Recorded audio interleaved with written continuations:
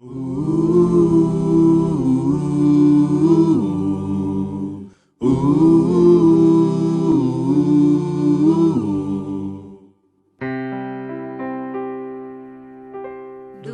teu falar, ó Salvador, jamais vou duvidar, é encorajador.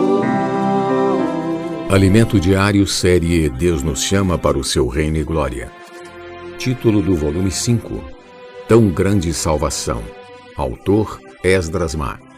Título da semana 3: Como escaparemos nós se negligenciarmos tão grande salvação? Parte 2.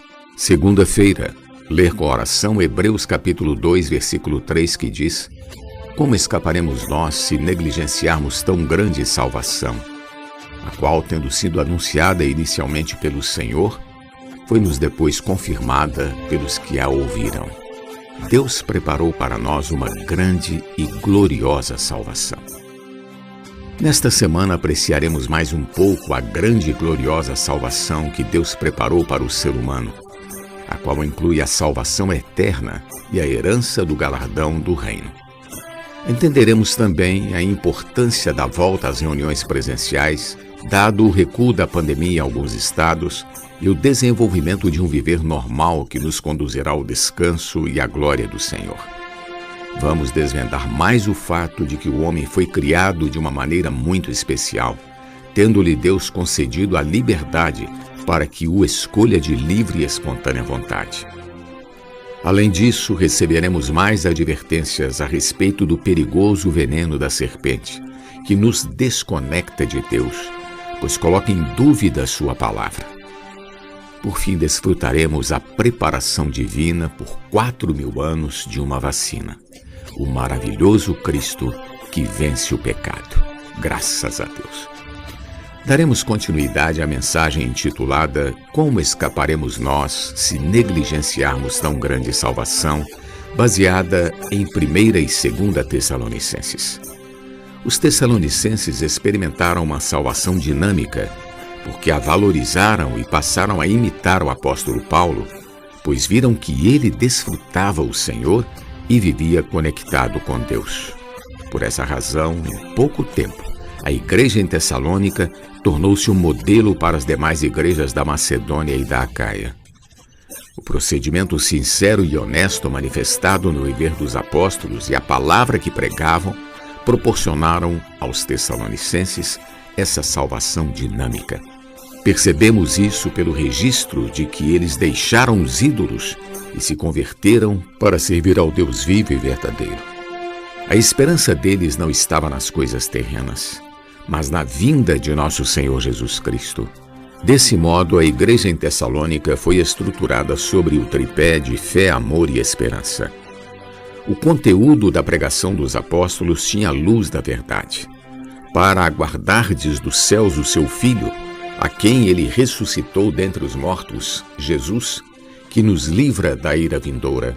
1 Tessalonicenses 1:10. A primeira etapa da salvação é a libertação da ira vindoura por meio da redenção de Cristo realizada na cruz.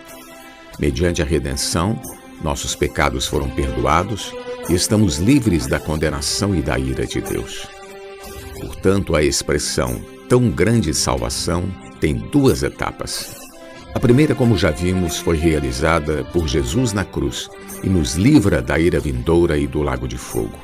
Romanos 5:10, parte A, diz: Porque se nós, quando inimigos, fomos reconciliados com Deus, mediante a morte de seu Filho.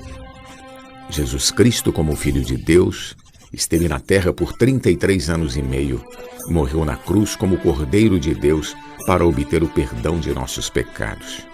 Ele tomou nosso lugar, sofrendo uma morte vicária, ou seja, uma morte substitutiva. Por causa da justiça e dos mandamentos de Deus, cada pecador é que deveria ser crucificado. Mas Deus, por nos amar, enviou seu Filho para morrer em nosso lugar. Na cruz ele realizou a propiciação por nós e obteve nossa redenção.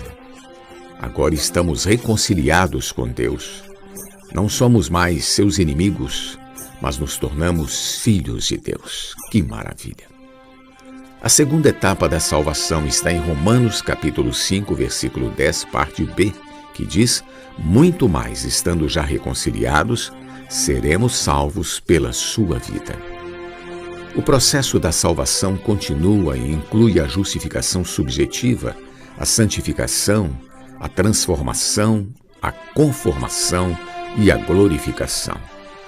Esses temas são vastos e maravilhosos, mas hoje, na maioria dos grupos cristãos, pouco se fala a respeito disso, dando-se maior ênfase ao imediatismo, à prosperidade e às bênçãos materiais. Todavia, esse não é o propósito de Deus. Ele, além de cuidar de nós, seus filhos, preparou uma salvação plena para nós.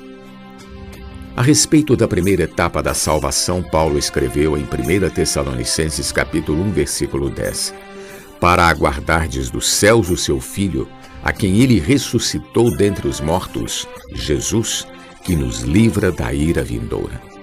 Isso está relacionado à nossa reconciliação com Deus e ao fato de termos recebido a vida eterna. Não estamos mais condenados e passamos da morte para a vida. O lago de fogo não tem mais nada a ver conosco. Que grande salvação! Temos, portanto, motivos de sobra para pular de alegria e agradecer a Deus. Mas a salvação de Deus não para aí. Ela continua. Estando já reconciliados com Deus, Ele nos salva por sua vida, para experimentarmos a justificação subjetiva, a santificação, a transformação, a conformação e a glorificação. O versículo acima afirma que o Filho nos salvou da ira vindoura, e esse outro confirma: Deus não nos destinou para a ira, mas para alcançar a salvação mediante nosso Senhor Jesus Cristo. 1 Tessalonicenses capítulo 5, versículo 9. Aqui fica claro que não foi para a ira que Deus nos destinou. A razão pela qual pregamos o Evangelho é que almejamos salvar as pessoas do lago de fogo, o qual está relacionado com a ira de Deus. O lago de fogo não foi preparado para o homem, e sim para o diabo, seus anjos e seus seguidores. Os que dentre a humanidade decidirem seguir Satanás terão como destino o lago de fogo. Deus preparou para nós uma plena salvação, a fim de sermos glorificados e inseridos no Pai e participarmos da harmonia, do amor, da luz, da felicidade e da glória de Deus. Conforme vimos, Deus não nos destinou para a ira, mas para alcançar a salvação. 1 Tessalonicenses 5:9. Se olharmos de maneira isolada para a palavra salvação, não perceberemos todo o conteúdo dela. Mas, à medida que nos aprofundamos em seu sentido, pouco a pouco percebemos que se trata de uma grande e gloriosa salvação operada por nosso Senhor Jesus Cristo.